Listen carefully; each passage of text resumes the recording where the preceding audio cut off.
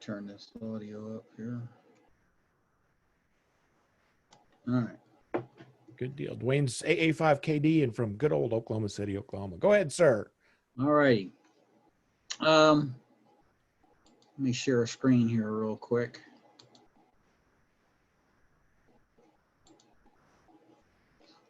Okay, what we're going to talk about now is ham radio applications for the Raspberry Pi. I've looked at quite a few of these programs, one being Ham Pi from Whiskey 3 Delta Juliet Sierra, and Shack Pi from Mike India 0 Lima November Lima. They're both, everything is installed, so you don't have a choice to what you're going to look at. But the one we're going to talk about today is the KM4ACK, Kilo Mike 4 Alpha Charlie Kilo, called Pi Build. To get started, what I'm showing, Mark, you did post this text file to the website? I have not seen a copy. Did you send it to me? I sent it to your mklein@live.com, whatever. I'll go verify that now and put it up. Okay, so Mark's going to put this up on the website, but we'll go over it real quick. You need a Raspberry Pi. I would imagine that most of you guys out there have a Raspberry Pi. If not, my suggestion is the Raspberry Pi 4 gig or the 2 gig. The 4 gig is going to be about $60. All these prices I'm going to give you are on Amazon.com, so take that for what it's worth. But if you can find them elsewhere, that's great. Raspberry Pi 4 is about 60 bucks. Micro Center, you can get it for 50. The 2 gigger is $46. I don't know what Micro Center's price is because I've never bought a 2 gig. Then you'll need a Raspberry Pi 4 power supply. They're $13, and I've rounded everything up to the nearest dollar. They're 13 bucks. Raspberry Pi case. Here's one right here. Let me see if I can get that. It's by C4 Labs, and it comes with a fan. So, and the fan is very quiet. So this would be my suggestion for a case. This case will also fit a real-time clock if you so choose to put one in there. And that's 20 bucks. You'll need a GPS, and this is a GPS GLONASS, and it's USB, and this fits into the USB port of your Raspberry Pi like so. Those can be had for $14. Then if you decide that you want to— We're seeing your screen there, Duane. Do what? We're seeing your screen and not you is the other half. But oh, okay. Tiny. That's all right. Just seeing you tiny, if that makes something to you, just making sure. Yeah, okay. If you go put a real-time clock, I can't pronounce that, UHAM clock module, it's a DS3231, and there's a bazillion of them out there on Amazon, but just make sure it's a DS3231 real-time clock board, and they're 10 bucks. Then you'll need a 32 gig SDHC card. They come all, geez, I can't tell you how many brands there are, but there's a bazillion of those. I currently am either using the Samsung or SanDisk, but either one of them are good. They can be had for $13. Then you need the KM4ACK Pi Build. It's free, and we'll tell you how to get that in a minute. Then you'll need, for your first iteration, when you first bring this thing up, you'll need a USB mouse and a USB keyboard. Amazon has the pair for $15. An Ethernet connection, of course, that's free. Well, free considering. And then you'll need, I use Advanced IP Scanner. I can plug it in and it will tell me what my IP address is of whatever Raspberry Pi or whatever I've plugged in. But with a Ethernet, or excuse me, with a USB mouse and a keyboard, and then this next one here, the HDMI to micro HDMI cable plugged into a monitor, you won't need the IP scanner. The total cost for all of this is about $154 if you buy everything off of Amazon. If you can find it cheaper elsewhere, you can bring that price down. This is where we're going to find Raspbian Buster. Now that's the operating system that you need to put on your SD card. And there's the URL to get. Now, like I said, this text file will be available to you. Mark, did you find that text file? I surely did. Microsoft thought you were junk, so I'm going to have to change their editing. Okay.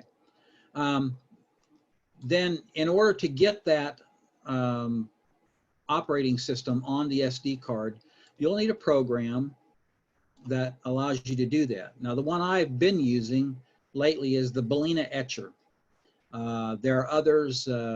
Microsoft has one, Windows 32 for Windows, but I've been using Balena Etcher because it allows you to take a zip file that you're going to get like from this Raspbian org downloads area, and without unzipping it, you can put it on your SDHC card. Then a suggestion in this line right here is KM4ACK. His name is Jason Olham, O-L-E-H-A-M. Very smart dude. He loves Raspberry Pis, and he has built this Pi build, and it makes it so easy, very easy to do. But I would suggest that you watch the videos that he has on the Pi Build-A-Pi stuff, especially the one labeled V3. This is the latest iteration of his script, and he goes through some of the pitfalls and all that stuff. This URL is where, once you get everything loaded on your Raspberry Pi, you've got the Raspbian Buster and all that stuff. Then you log into your Raspberry Pi via VNC, that's Victor Nancy Charlie, and if you do a Google search for that, I forgot to put the URL here, but just look for VNC and then download VNC, and then you can log in that way. But first, there are things you have to do, and watching his version 3 or maybe the first one will go through the pitfalls. Version 3 will tell you exactly what you need to do to get VNC loaded and all that stuff, and that makes it nice. You can just leave your Raspberry Pi, what's called headless, which means no keyboard, no mouse, and log into it via VNC from any PC in your shack. So once you've done all of that, you've logged in, you've run the script, and you're going to end up with, let me share this other screen, you're going to end up with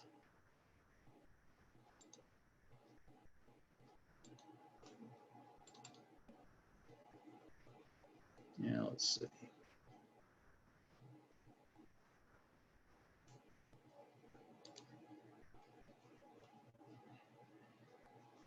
Stop that share here, and we'll share this new screen. Now keep in mind, this is my, I'm gonna move this down here. This is my screen that I currently have. That's an image that I took of a B17. That's what I use. Is that showing up well, Mark? It is, sir. And it is, okay. Your information's all on hamholiday.com at the bottom of the front page. All right, cool. This is, you're going to end up with a blank screen. This picture won't be here. It'll be a gray background, and this over here on the right, Conky, which is called Conky, won't be there. But what you're going to end up with is a script. And that script is going to look similar to this script, but a little bit different. We'll get to that in a minute.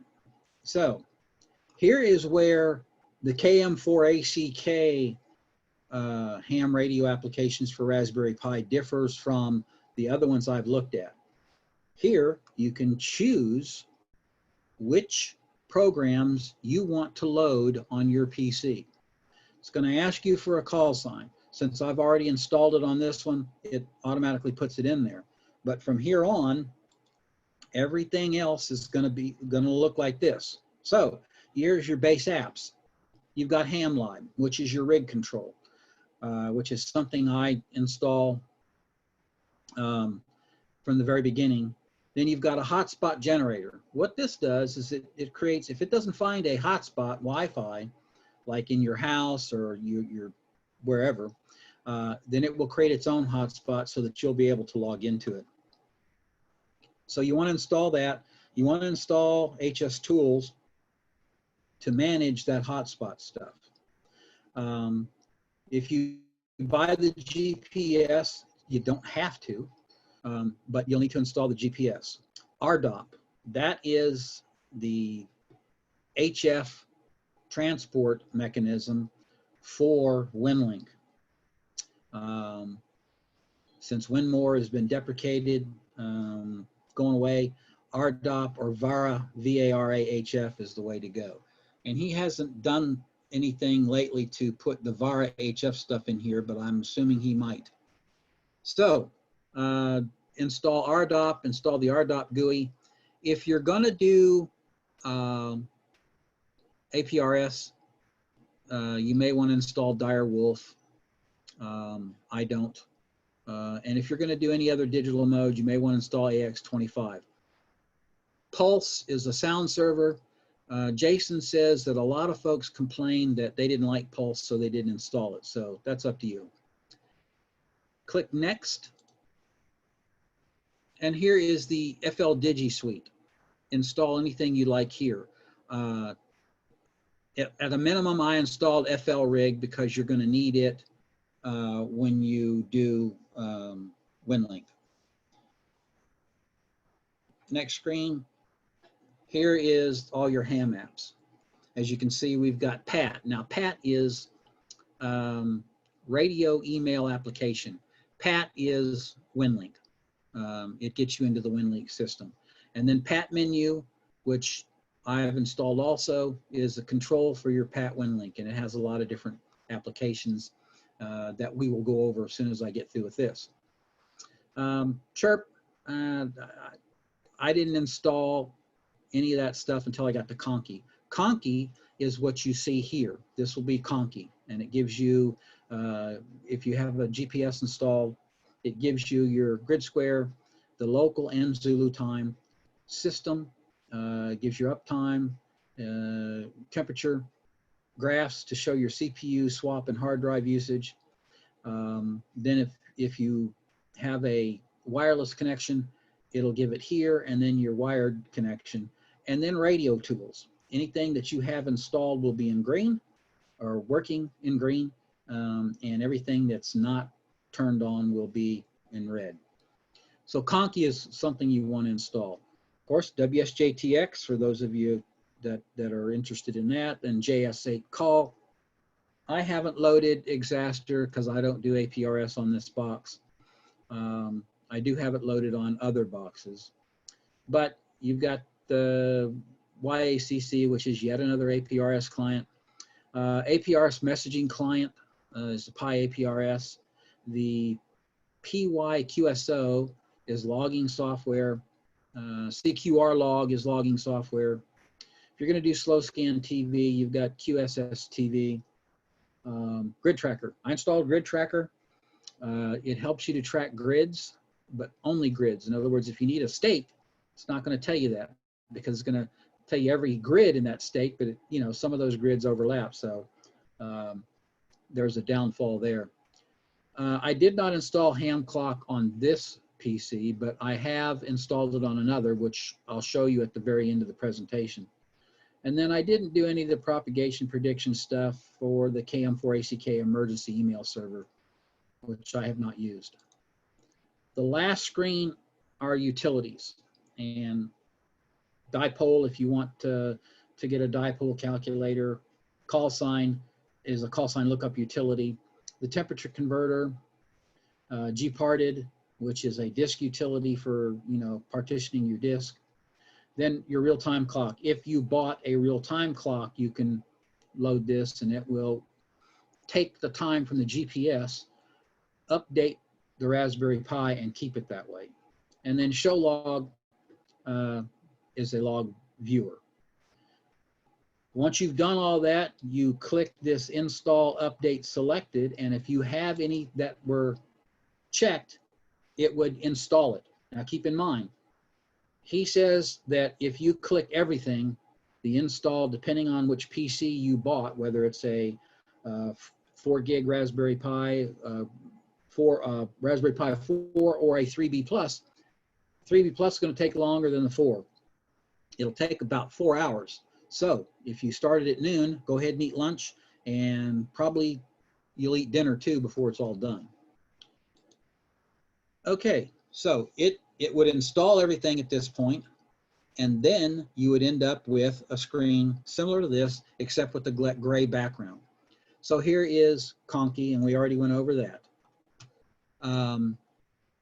One thing that you'll need to do, a lot of people don't understand, and I'm included, centigrade. In other words, it's hard for me to convert 30 degrees centigrade into Fahrenheit. So I changed this to read Fahrenheit. At the bottom of the text file, let me stop that share and go back to that other text file. Here it is. At the very bottom, you'll see a command, bash tilde slash pi-build/conky/set conky. And what that will do is, let me see, copy and stop the share this new one. What that will do is this.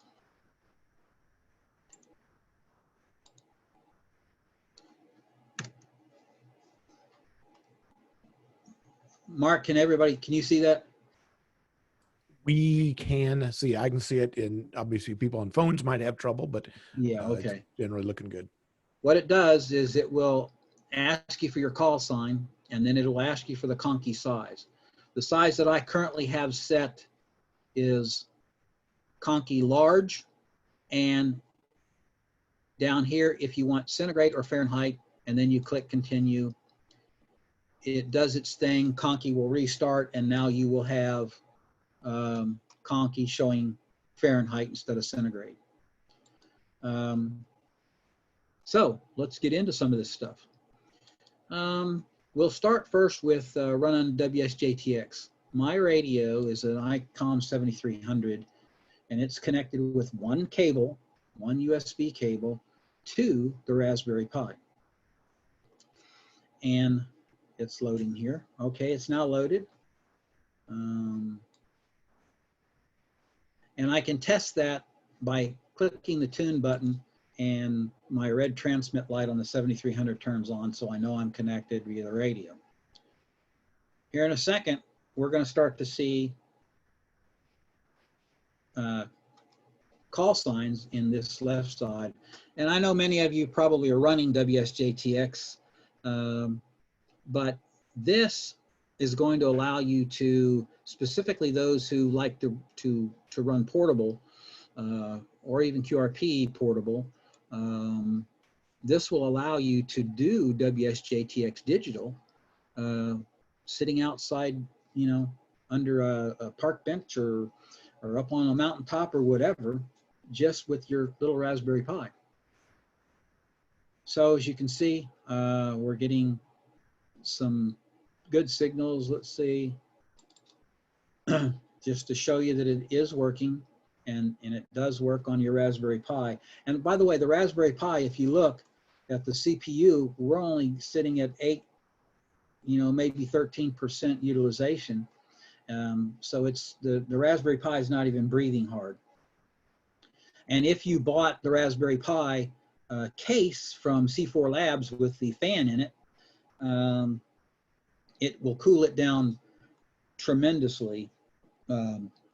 Without the fan, this temperature will probably run somewhere around 135, 140 degrees, which it's not going to burn up. The Raspberry Pi doesn't really burn up until it's over like 185 degrees. And even then it'll start shutting down things and lessening the frequency that it operates at. So I've never seen a Raspberry Pi burn up unless you put too much goo in it. Meaning if you try to power it with 12 volts, it's done. So looks like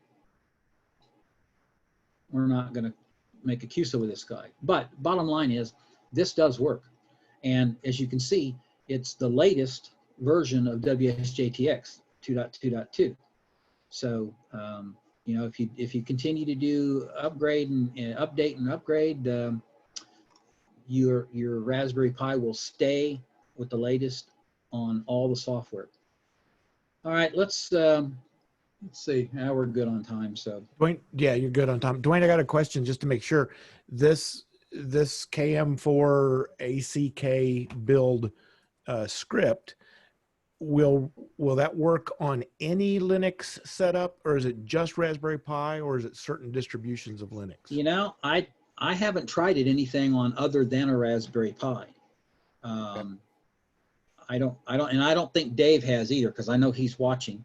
I really don't know. Maybe that's something I will try to do here, in the next week or so, because I've got plenty of machines. I've got one that's running on Linux Mint right now, and so I can try that there and see if it loads. But yeah, I'll give that a buzz. I don't know if it is or not. And in theory, this is the same WSJTX that I'm running on my Windows 10 machine that you're seeing right there, just to compile for Linux. Yes.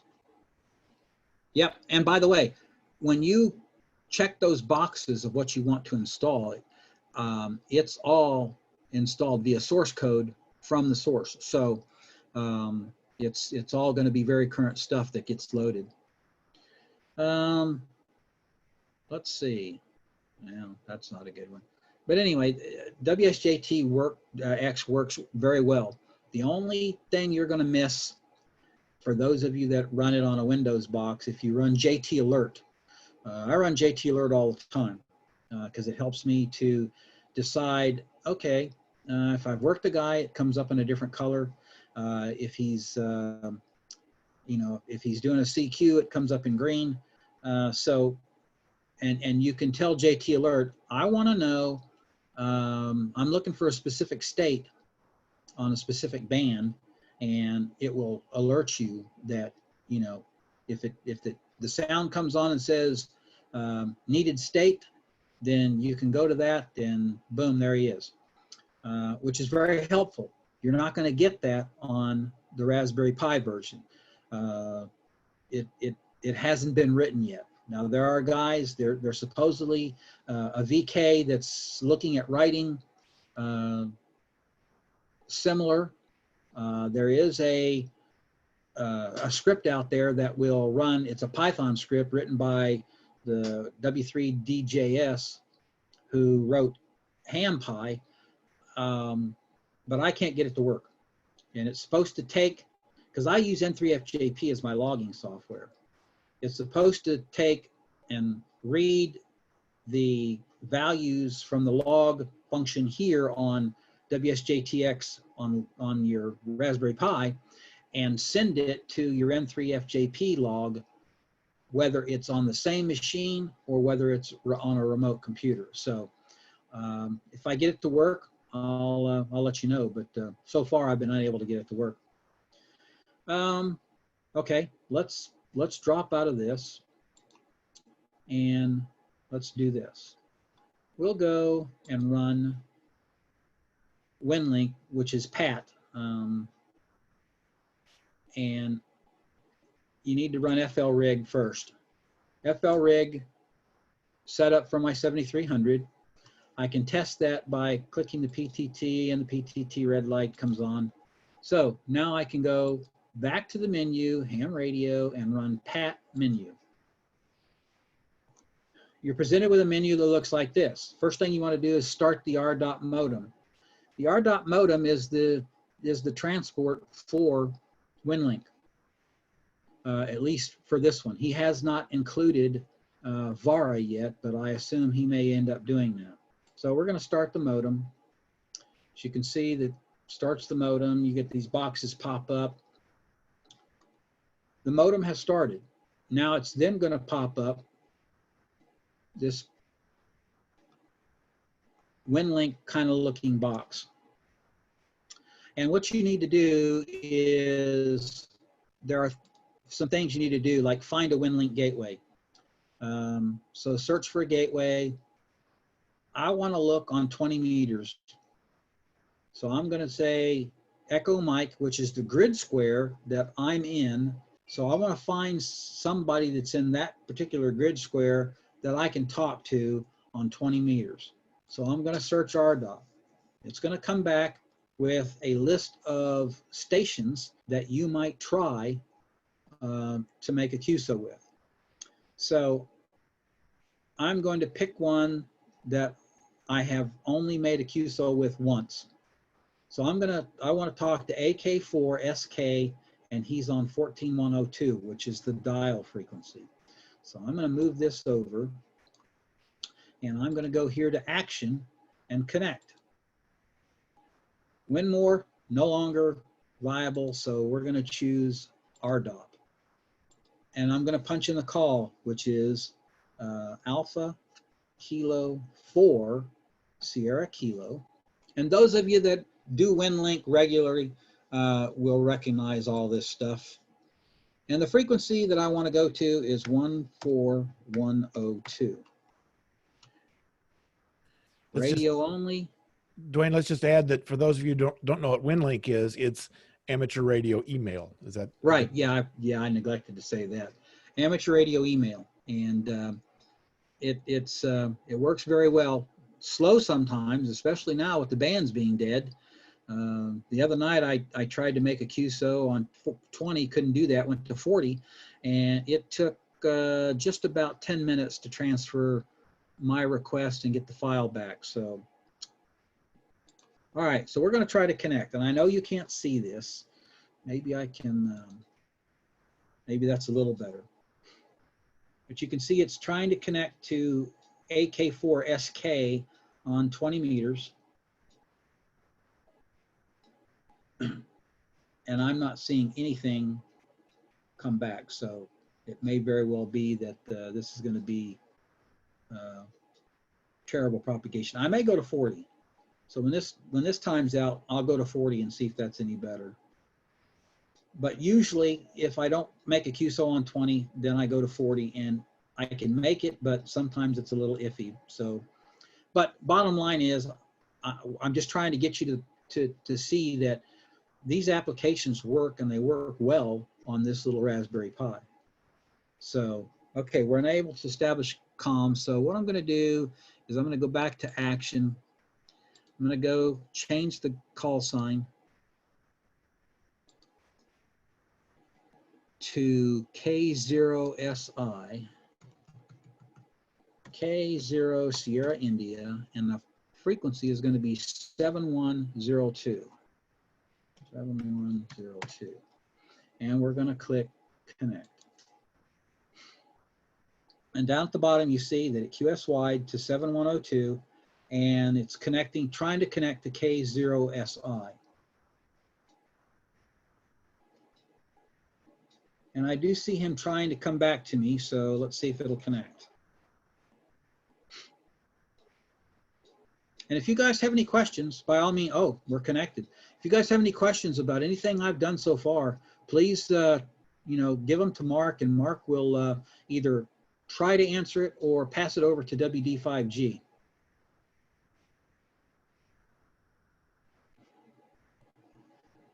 So what you're doing there is your radio, whatever it is transmitting on 40 meters, and you're hearing a response come back, but we're not connecting probably at this point. Right, yeah. Propagation doesn't look to be so hot right now. Yeah, and last night we did a test and it worked perfect, of course, because it's the gods of demos. Of course, but of course. but the But idea. bottom line is, you can see here, this screen, this is stuff that I have. Oh, well, it's okay. So we're connecting, and I'm gonna see if I have any mail out there from anybody, which I don't think I do, but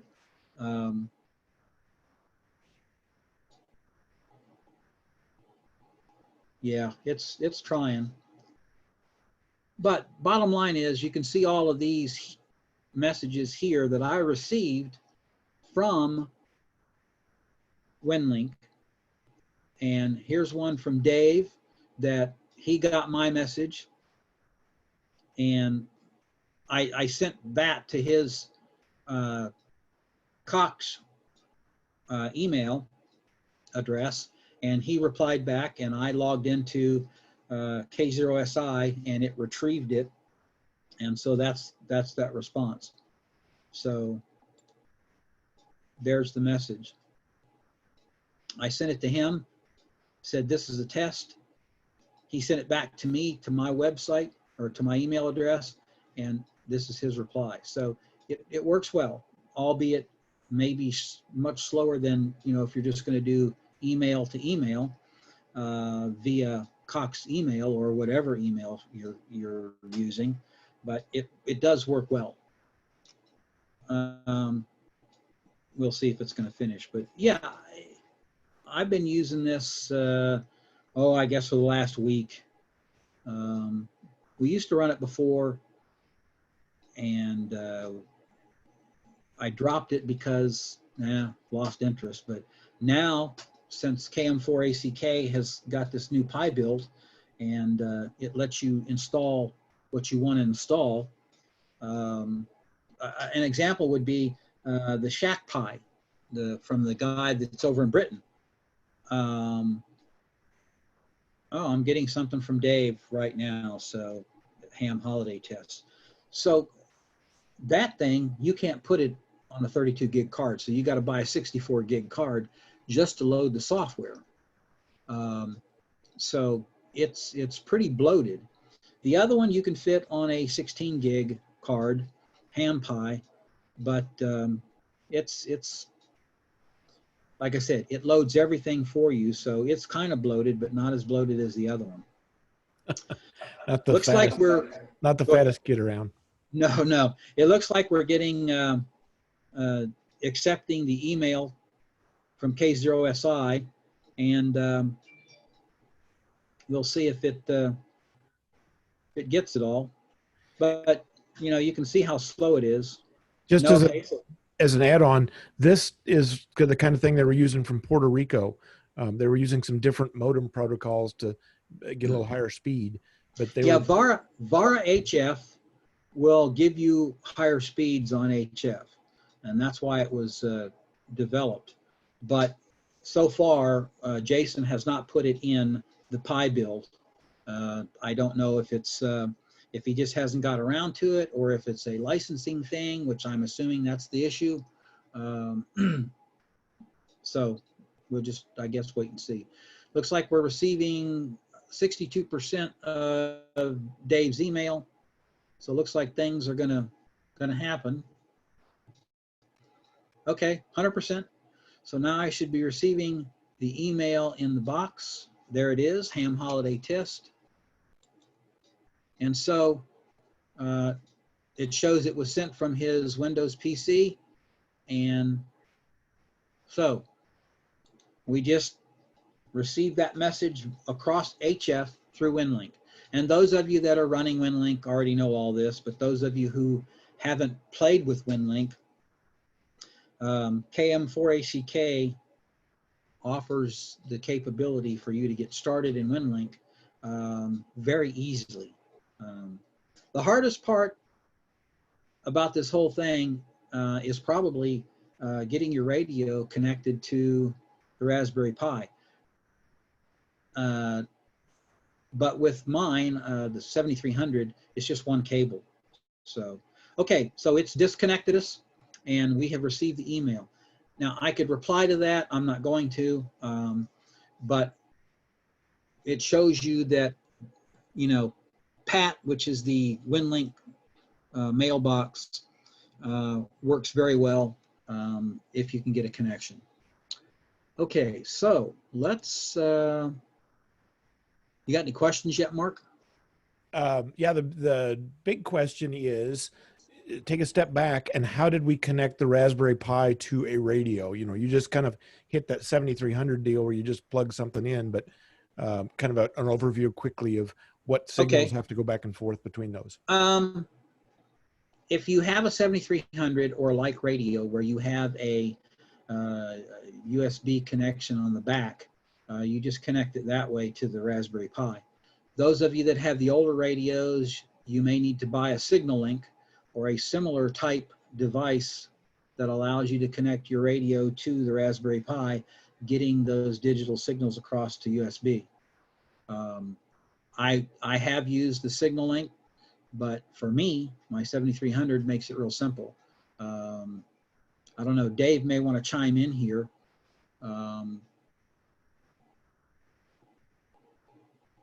But yeah, that's how I connect mine. It's one cable, USB to USB. I think that's a B cable. It's the square printer type cable that goes into the back of the 7300. The USB B. Yeah, USB B to regular USB, and it's just one cable. That's it. So in effect, you need a computer controlled, some kind of CAT or computer aided tuning. Yeah, yes.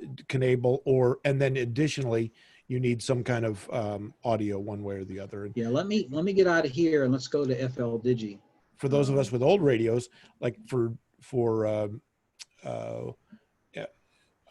the Whisper stuff that you were showing, or the WSJTX, you can just hook up a PTT and an audio. You don't need the CAT for those kind of things. It just makes it easier because he was changing all the frequencies on the fly on the front piece. But in my case, if we go to FL Digi and set up and transceiver, you'll see that I chose my 7300. The interface is on /dev/tty USB 0, and I'm running at 115/200 baud. And PTT via CAT, make sure your CIV address, if you run an ICOM, is whatever your address is, and then click init. And if it works fine, you'll get this green connected. So in my case, it's connected. And it was very simple. I had some glitches early on because I don't know why, but it seems like I always have glitches every now and then. It's the way it's supposed to go. Dave also chimes in. You can use a $7 USB 3D USB card, right? Sound card adapter. Yes, and does that provide PTT? Yes, and I'll show you. Let me put this screen. Let me stop this share and make this. There you go. We see it now. Okay, this is a Sabrent, SABRENT USB sound card. And this is what I use, get that centered there. This is what I use to connect my KX2 to the Raspberry Pi.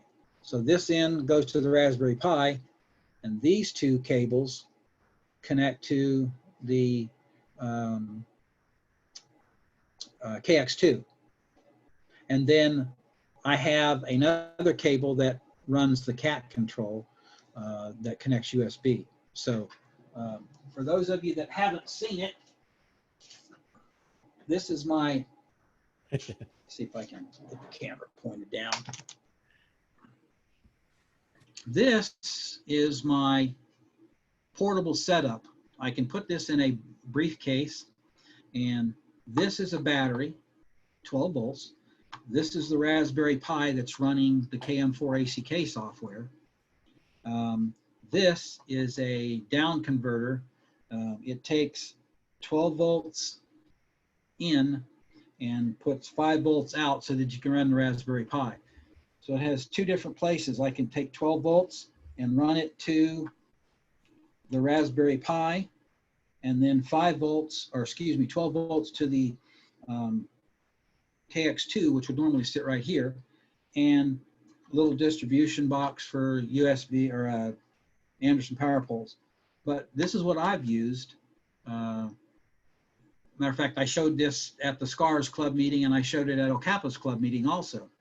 So a lot of things you can do, but makes it real easy with your Raspberry Pi, because you don't have to bring a big old laptop with you. You just bring your little radio and your Raspberry Pi. If you haven't seen it, this is the Model 4 with the C4 Labs case and the fan. Runs very quiet.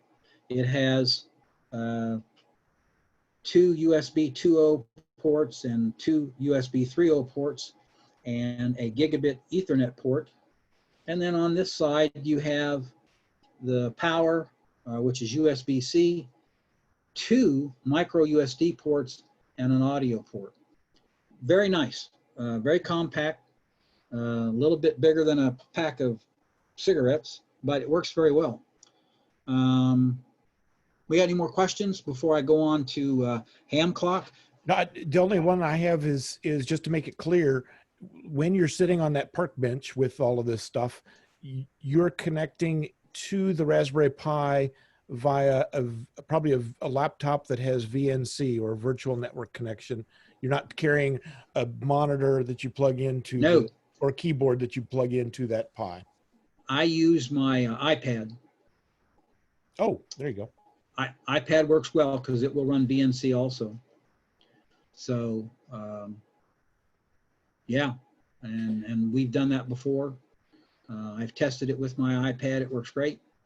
And the touch controls are all good enough that you can do it off of an iPad? Oh, good. Yep. Technically, I guess you could use a phone. Yes, the phone, but the phone would be like, geez, am I going blind? Yes. That's pretty rough. Any more questions I can answer on the Raspberry Pi build? Dave, what am I forgetting? He's been popping in. What he added was that the sound card does not provide the PTT. You can use Vox if you wish to, if you just want to do that without a control. And that's a good add on that. It says for the portable operation, you only need a transceiver, Raspberry Pi, and an iPad or a laptop running the VNC is the kind of stuff that you had in your Lego of doom. Yeah. But that's it for here. You fog on to the next thing. Thank you for the pause. Okay, so what I'm going to do is I'm going to share a screen.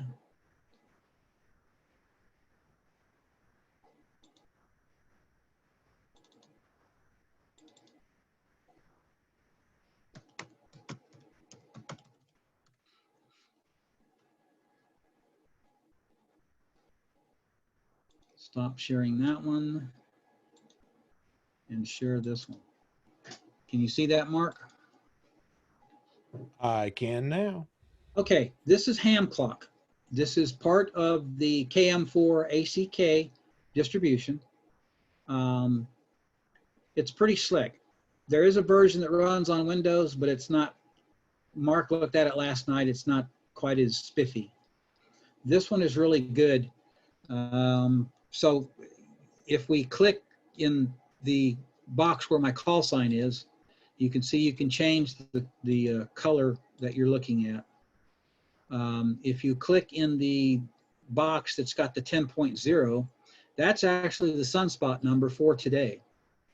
If you click once, This is the solar flux for today. Click again. It's reading conditions. I don't know where it's reading. Oh, there you go. This is propagation conditions from your location to a DX location. So you can see that 20 meters is okay. Everything else is crap. So you can see propagation is not too good today. This next one is a DX cluster. And you can, when you install ham clock, the configuration file, you can tell it which DX cluster you want to listen to. This is the one I chose. You can put anyone in there you want. This is what the sun looks like currently today. You can see right here, there's sunspot. If you click it again, it'll read the different variations of the solar weather reading the sun data. Here's the planetary K index. This is another composite of the sun. And then we're back to this one. This one is, I think that stands for Northern California DX something. But if you look on the map, you can see here's a red triangle, corresponds with this red triangle. So now it's green, he's on that frequency, this guy's on the red. So I haven't quite figured out what all that's supposed to mean just yet. You can also track satellites. So in this box, this is your location. In the case of this is my location. We are going by local time, July 25th, and grid square, lat long, so on and so forth. And you can change things around. Down here is the DX portion, whatever DX you're watching. But if you click on that A092 I clicked on, and then you click in this box, double click. Well, now it's not going to work. Oh, no.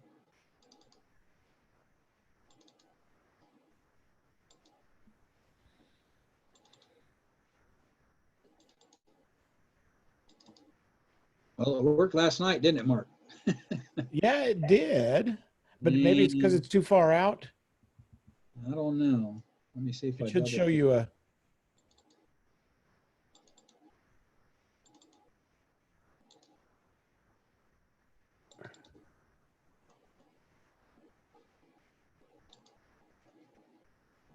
The list of them is what you're looking for? Yeah, what it does is it's supposed to show you a list of available satellites. And then it has a checkbox. You check the box and close, then hit OK, and it will show your whatever satellite you're tracking.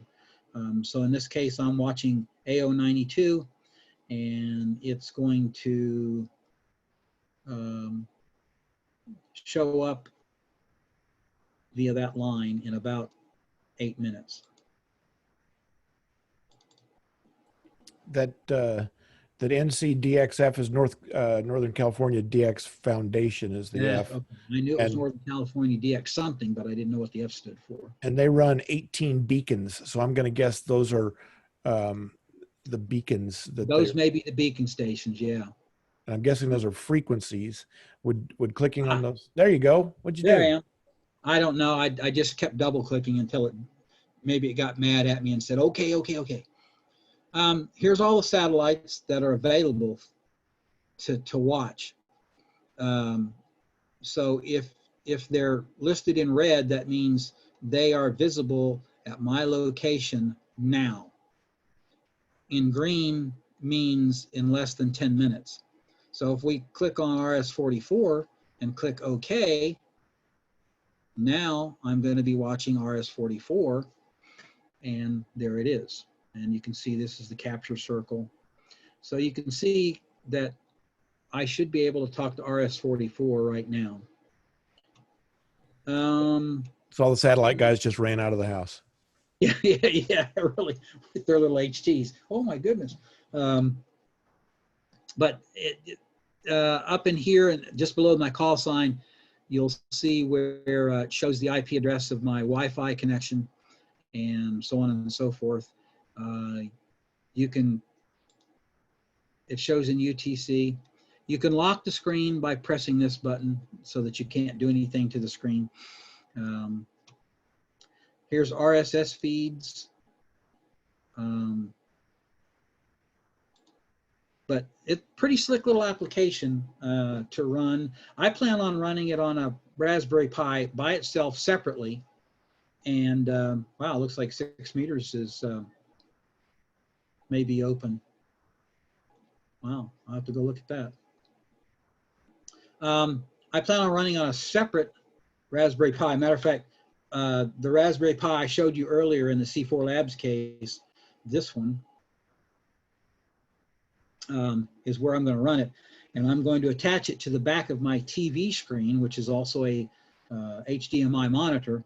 And I can run it there all the time if I'm not watching news, which lately I don't watch too much of it because it's crap. But so that UTC, so that takes care of the that'll replace this screen on your screen and replace the UTC clocks that we always had forever on the walls. Exactly. And okay, you know, they need one more thing. They need a band plan button. Yeah, that would be cool. But this application is also written by that Mike India 0 Lima November Lima in Great Britain, and so he's done a really great job. Actually, that's not true. I lied. It's Whiskey Bravo 0 Oscar Echo Whiskey. He's the one who wrote this. And there have been a lot of folks comment that, you know, we need this, we need that. He's added some things, like he added the satellite tracking things. So I don't know where else on the screen you would put stuff like that unless you click here, you know, like on the DX cluster. Yeah, or just a little button above by the lock or something crazy. But yeah. I mean, y'all got to have the band plan on the wall. This is a pretty great application. Any more questions so far? Peter Laws jumped in and says the North California DX Foundation has a system of beacons and they transmit at given times. So this would be the ones that are active. They're all GPS clocked. So they broadcast at precise times. So my guess is if you went over right now and listened to those frequencies, you could see if you could hear those beacons, and those would change as time went on. Is what I'm. Cool. So that's why CS3B is green. So he's on transmitting on 18.110. Now it's blue. He's transmitting on 21.150. So I'm guessing these are the beacons, and they transmit on different frequencies at certain times. So cool. Well, now I understand it. Yay! Thanks. Any more questions? Let me get to that screen. Too many things going on at once. And the question is this app ham clock? Yes, it is. Yes, it is, but it's not the Windows ham clock. It's the Linux distribution ham clock, because you can get it on not only the Ham Pi distribution, and you can get it on the Shack Pi distribution and KM4 ACKs also. So it looks, if you run the Windows ham clock, it doesn't look anything like this. It's rather archaic, actually. Yeah, it's not worth loading. Yeah. Vince has got a question of, will it run on a Raspberry Pi Zero W? You think it'll run? You know, I'm going to guess and say yes, since you can still attach your Raspberry Pi Zero via HDMI to your TV or a monitor. So yeah, it's not a very CPU intensive application. So if that's the only thing you put on it, yeah, it would probably work fine.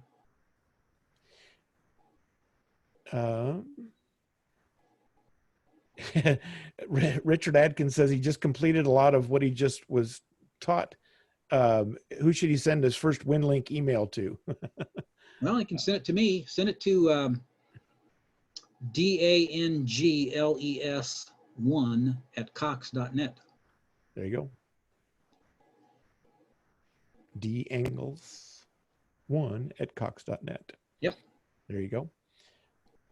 Dave's saying, well, the Pi Zero is underpowered, but I'm sure knowing Vince, he'll squeeze every. Yeah, and Dave's right. It might be underpowered, but I think if that's the only thing you've got loaded on your Raspberry Pi Zero, that it would probably work.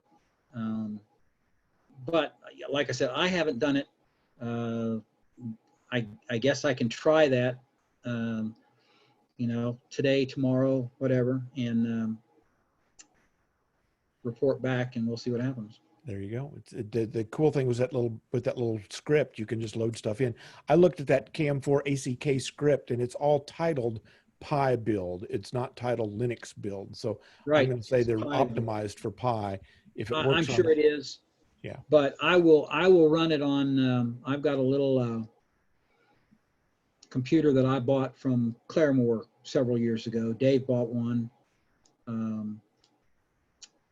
And I'll run it on that, and we'll see if it runs. And give that a try. The question I have, if you can pop back up to with a WSJT machine, just want to make sure to ride that home that will run Whisper. For instance, if you click over to Whisper or one of the other modes, it will do those all as well. For that, there's nothing that limited it just to the JT. Oh no, I've run JS8 call, and that works great. I haven't done the Whisper stuff yet, but we can. Oh, okay. I don't. Maybe you could talk me through it. Yeah, I've done nothing but Whisper. So between the two of us, we got it made. You just change it over to Whisper. There you go, Whisper, and it should. I don't know, is your radio listening? Did it switch to that frequency on 20 meters? Yeah. It should. That runs on a 2-minute cycle. So it should pick up some stuff in the next minute or two. If you look on the bottom right of the screen, you'll see it's in frame 48 of 120. So at the 120 mark, it'll start picking. We'll run here for whatever and see what happens. Yep, but you can see up the top we're getting signals. So okay, yeah, there it is. So it's pulling that up on Whisper. So in fact, you got that whole Joe Taylor package. Yes, this is an exact duplicate of WSJT on Windows. I mean, it has everything else. So I've run FT4, I've run FT8. I haven't done any of the other stuff like PSK31 or any of that stuff, or any of this. It should. But it should be fine. But I know FT4, FT8, and at least now we'll see if Whisper is going to pick up something. It will. It probably won't. We came in late in that cycle. You gotta watch that whole 2-minute cycle to grab anything. It may not. We still have 10 minutes left, so yeah, we got plenty of time. We can let it run through there. So if there's anybody out there has any questions about the KM4 ACK build or ham clock or whatever, just chat in and let Mark know, and we'll see if we can get them answered. Yeah, I know that there's been a ton of popularity recently. We've had a couple of new hams that showed up on our Elmer night down in the Scars Elmer nights, that they said, we want to hook our Raspberry Pi up to a radio like a Bofang. And we said, well, you can do that. There's a lot of connections in that. And boy, that hit a big topic, and there was probably 20 or so folks interested. The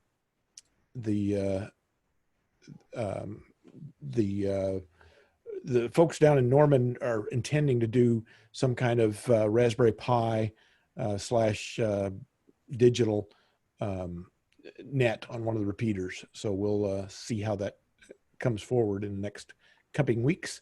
Well, so I may start showing up at your Elmer nights. Okay. Yeah, there was a lot of interest the other night. That you came down to the SCARS presentation and piqued a lot of interest. If anybody wants to, Duane's presentation is on the SCARS YouTube channel at w5nor.org/YouTube. And you can see that whole piece on his little Lego monster that he had there, and Yeah. show how that worked. And A lot of people intrigued about that. Yeah. And now because of that, I've got more Legos and I know what to do with. I just got But that's another thing. If you guys are interested, hang on a second. Okay. Should be coming up to 114. It's decoding, and we'll see what it picked up.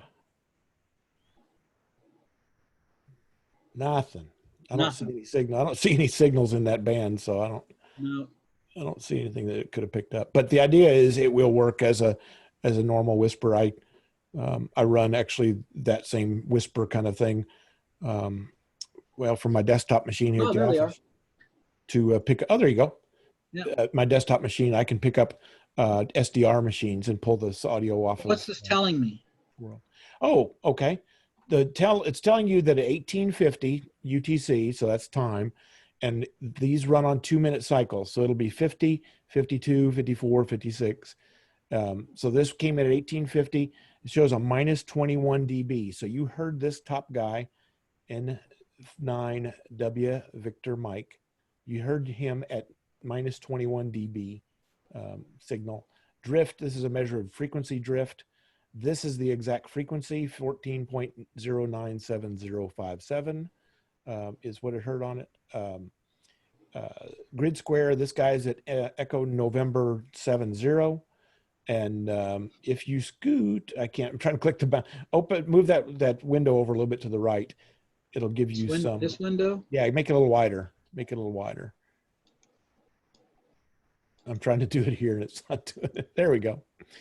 It tells you that that guy is sending at 37 dBm. That's his transmitting power, and kilometers away. So that guy's 1,235 kilometers.